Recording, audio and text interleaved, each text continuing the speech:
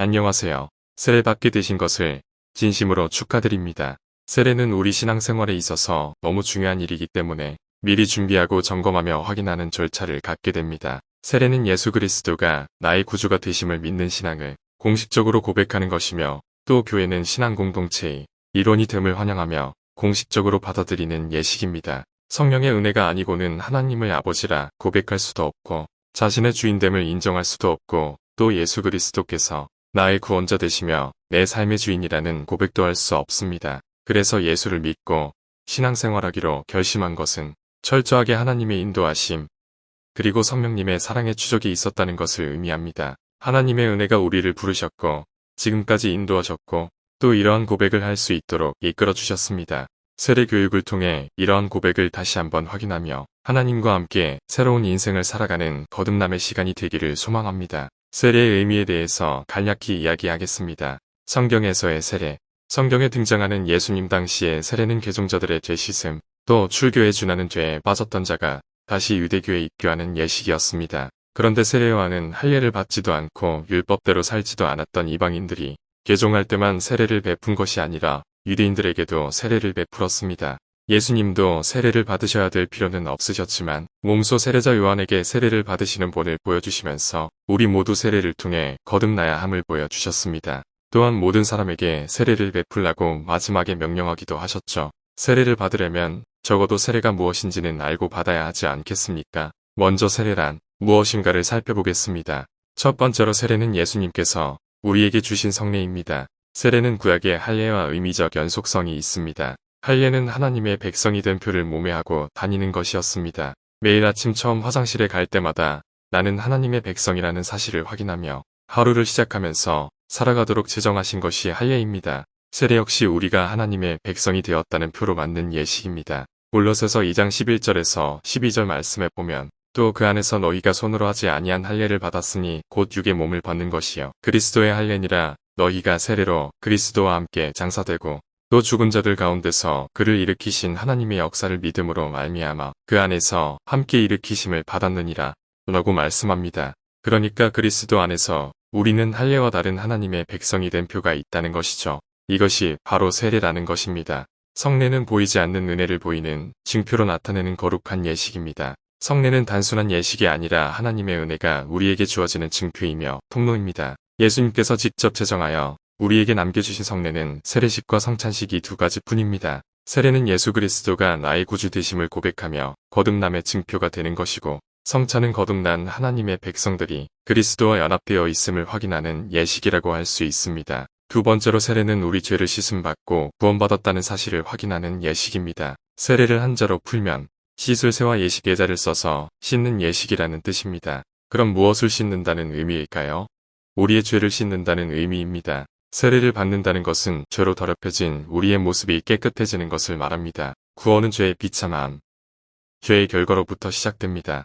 즉, 구원은 죄의 비참함으로부터 건짐을 받는 것입니다.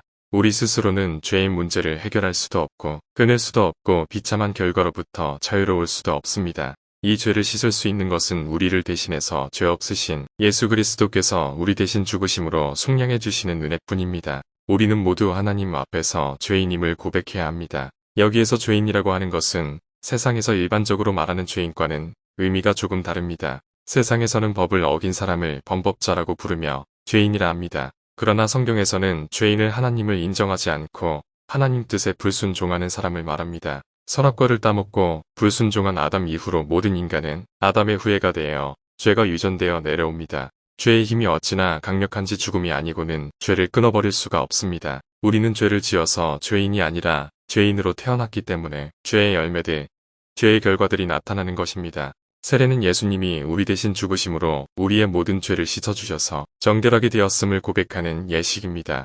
세 번째, 세례는 예수님 믿기 이전에 나는 죽었다고 고백하는 것입니다. 세례의 원래 형태는 침례였습니다. 여기서 침은 잠길 침입니다. 밥티조라는 말이 있는데 이 말은 라틴어로 세레지다, 물에 담그다 라는 의미가 있습니다. 물에 잠긴다는 것은 죽는다는 것을 의미합니다. 침례는 물에 잠겨 죄에 물든 나의 옛사람이 죽는다는 의미입니다. 그리고 다시 물에서 나오면서 나의 옛사람은 죽고 이제 새 사람으로 태어났다는 것을 선포하는 것입니다. 물속에 들어가기 전과 들어갔다가 나온 후가 완전히 달라지죠. 고린도전서 10장 1절과 2절을 보면 형제들아 나는 너희가 알지 못하기를 원하지 아니하노니 우리 조상들이 다 구름 아래에 있고 바다 가운데로 지나며 모세에게 속하여 다 구름과 바다에서 세례를 받고라고 했습니다. 이스라엘 백성들이 애굽에서 나와 홍해를 건넌 것이 바다에서 세례를 받은 것이라고 설명합니다. 홍해는 애굽의 세력이 끝나는 곳입니다. 홍해를 기점으로 애굽과 단절되는 것이죠.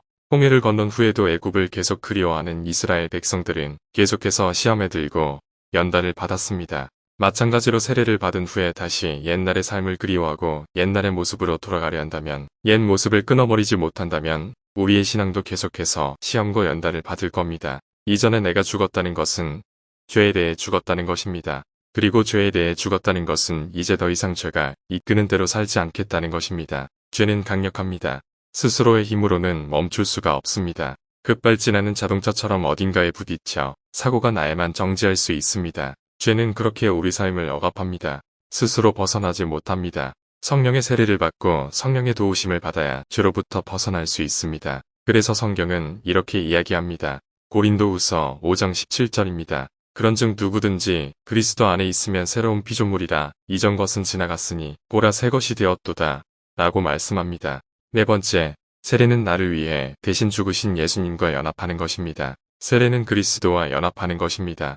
이것을 로마서 6장 3절과 4절에서는 이렇게 말씀합니다. 무릇 그리스도 예수와 합하여 세례를 받은 우리는 그의 죽으심과 합하여 세례를 받은 줄을 알지 못하느냐. 그러므로 우리가 그의 죽으심과 합하여 세례를 받음으로 그와 함께 장사되었나니 이는 아버지의 영광으로 말미암아 그리스도를 죽은 자 가운데서 살리심과 같이 우리로 또한 새 생명 가운데서 행하게 하려 함이라. 아멘. 예수님이 우리 대신 죽으셨습니다.